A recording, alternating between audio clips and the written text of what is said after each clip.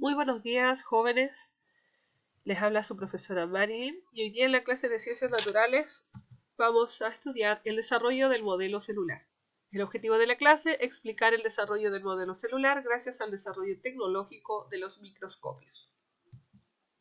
En esta imagen que ven acá, en esta inicial, imagen 1, vemos una muestra de corcho o del árbol del alcornoque, que es del cual se hace el corcho.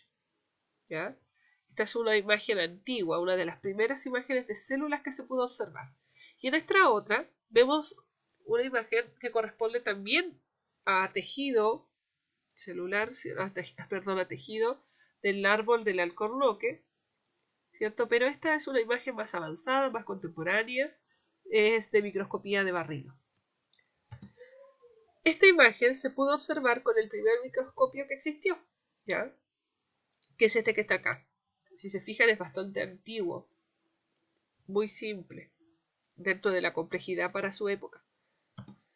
Y tenemos que esta otra imagen se puede observar, ¿cierto? Imágenes más modernas de microscopía se pueden observar con microscopios electrónicos, y en este caso es de microscopía de barrido, otro tipo de microscopio también más avanzado. La célula en sí, que es lo que vamos a estudiar en esta nueva unidad, primero tenemos que entender que todos los seres vivos, independiente de sus similitudes y sus diferencias, van a compartir características tales como que todos están formados por una o más células. Eso tiene que quedar clarísimo. Todo ser viviente va a estar formado por una o más células.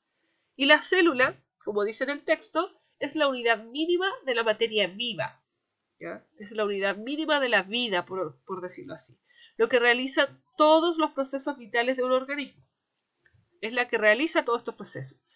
Por ello, puede constituirse por sí sola como un organismo unicelular o puede agruparse con otras células formando organismos pluricelulares.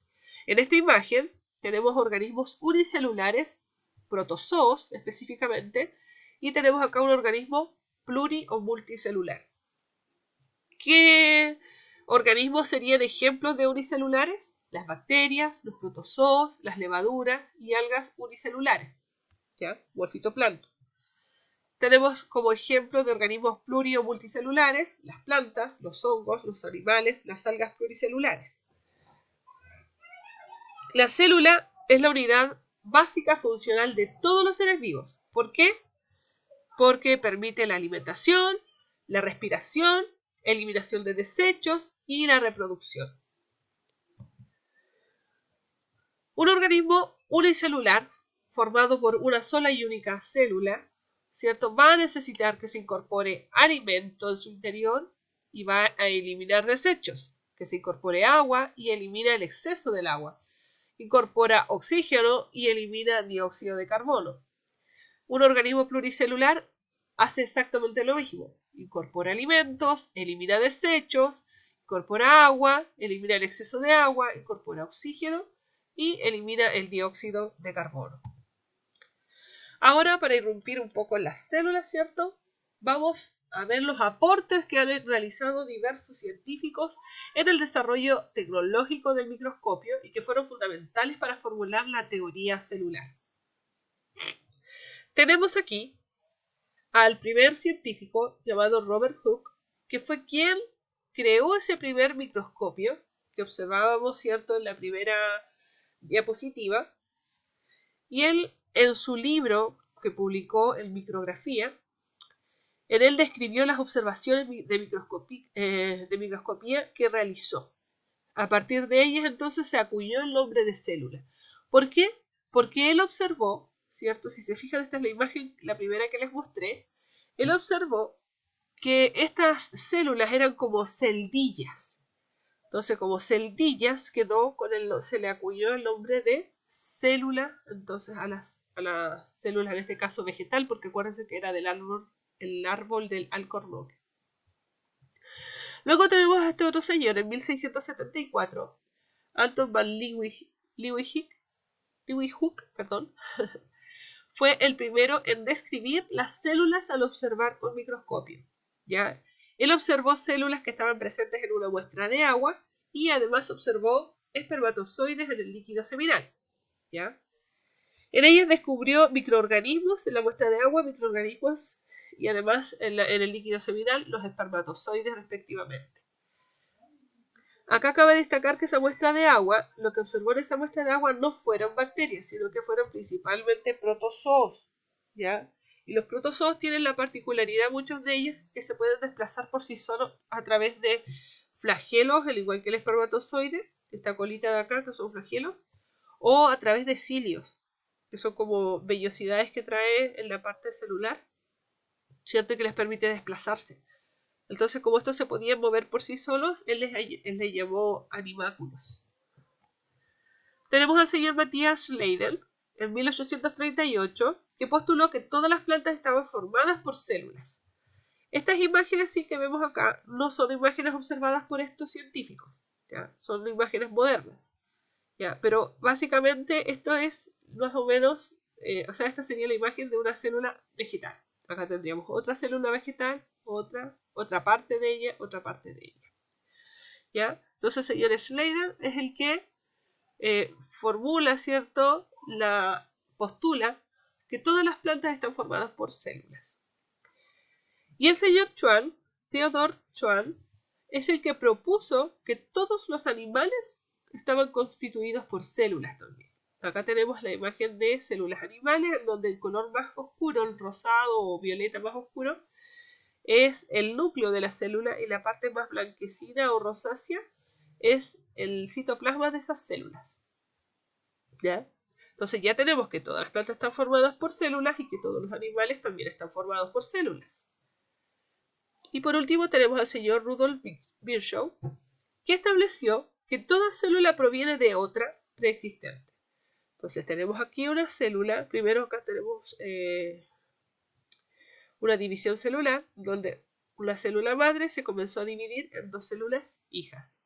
Siempre la célula madre se convierte en las dos células hijas, no es que a partir de ella se obtengan, además de ella, otras dos, sino que ella se transforma, se divide en las dos células hijas, ¿ya?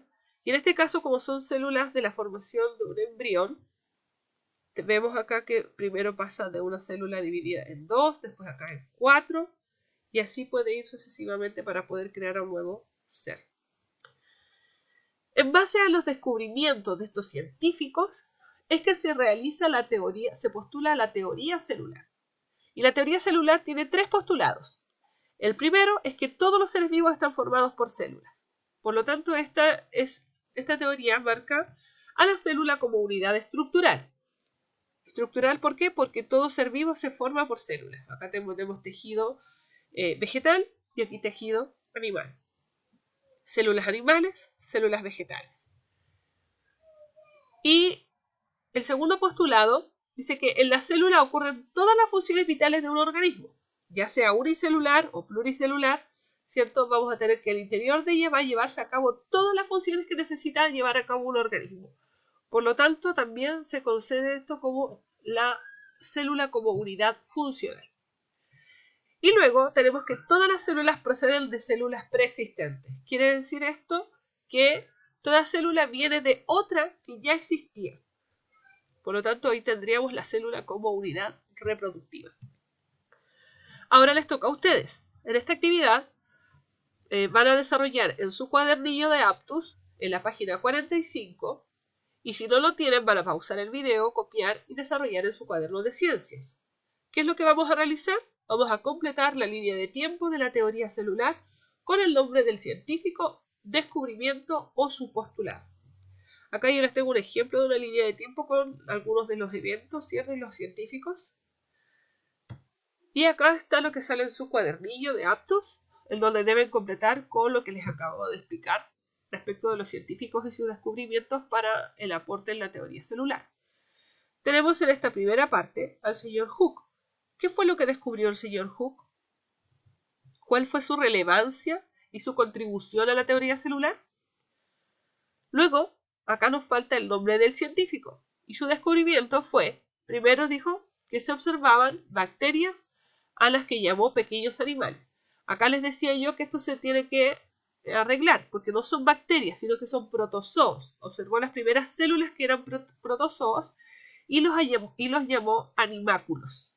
¿Ya? ¿Quién fue el señor que pudo observar estos animáculos? Y además también, les doy una pista, pudo observar en el líquido seminal los espermatozoides. Luego tenemos al señor Schwann. ¿Cuál fue el descubrimiento que hizo este señor? ¿En qué aportó acá para la teoría celular? Después de él tenemos acá que escribir el nombre del científico y su descubrimiento fue que realiza la primera observación de células en tejido vegetal. ¿Quién fue el primero en realizar observación al tejido vegetal? Y escribimos su nombre. Y por último, postula que las células provienen de una existente y no de una manera inanimada, de una materia inanimada. ¿Quién fue el señor que dijo, que planteó esta parte? ¿Que toda célula proviene de otra preexistente? Escribo su nombre aquí. Ahora pasamos a estudiar la teoría de la generación espontánea, en donde esta teoría plantea que todos los microorganismos, ¿cierto? Y algunas larvas y gusanos, ¿cierto? Todo podía venía a partir de la materia orgánica o materia inorgánica. ¿Ya? Y esto se estableció así. Indicaba que las moscas, los gusanos, todo esto que por lo general están en cosas descompuestas, provenían, ¿cierto?, de materia orgánica o de materia inorgánica, pero de manera así espontánea. Es como que aparecieran por arte de magia. Ya no tenían otra explicación que darle porque de repente veían que estos tipos de alimentos estaban con estas larvas, estos gusanos que les aparecían. Entonces este caballero, Francisco Redi, que fue un investigador que no estaba de acuerdo con esta teoría de la generación espontánea, comenzó a observar, a estudiar y se planteó una pregunta de investigación para poder probar que esta teoría estaba errada y que existía otra explicación de cómo surgían las moscas, los gusanos en el fango, ¿cierto? Y las moscas en las carnes podridas y ese tipo de cosas. Y organismos en los lugares húmedos. Entonces, ustedes van a pausar el video para poder leer esta información y continuar con el desarrollo de la clase.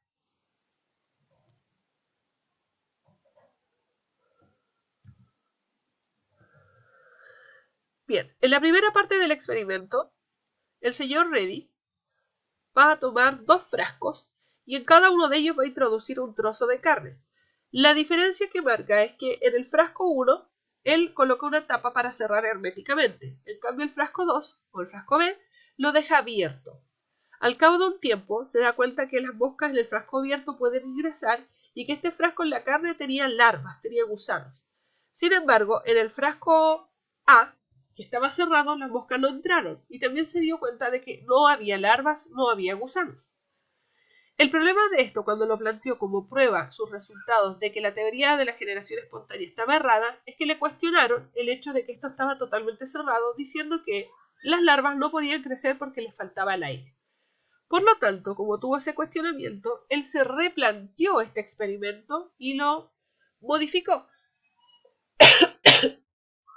Perdón. Y lo modificó. Entonces, conserva el frasco B con las características tal cual y lo coloca ahora como frasco A. Pero el que era el frasco A, en vez de colocarle una tapa cerrada herméticamente, coloca una gasa. De esta manera impide que entren las moscas, pero permite que circule aire, que ingrese aire igual nomás al trozo de carne. Dejó pasar la misma cantidad de tiempo que en el primer caso y se dio cuenta de que pasó exactamente lo mismo. De que en el frasco abierto las moscas ingresaban, colocaban sus huevos, claro que eso es la parte que ellos no manejaban, y salían larvas y gusanos. Sin embargo, en el frasco B, como no entraban las moscas, a pesar de que había intercambio cierto de aire, ingresaba el aire, no creció nada porque las moscas no pudieron ingresar. De esta manera, pudo comprobar que la generación espontánea no estaba en lo correcto, de que los microorganismos se reproducían, ¿cierto?, en este tipo de alimentos en descomposición. ¿Ya?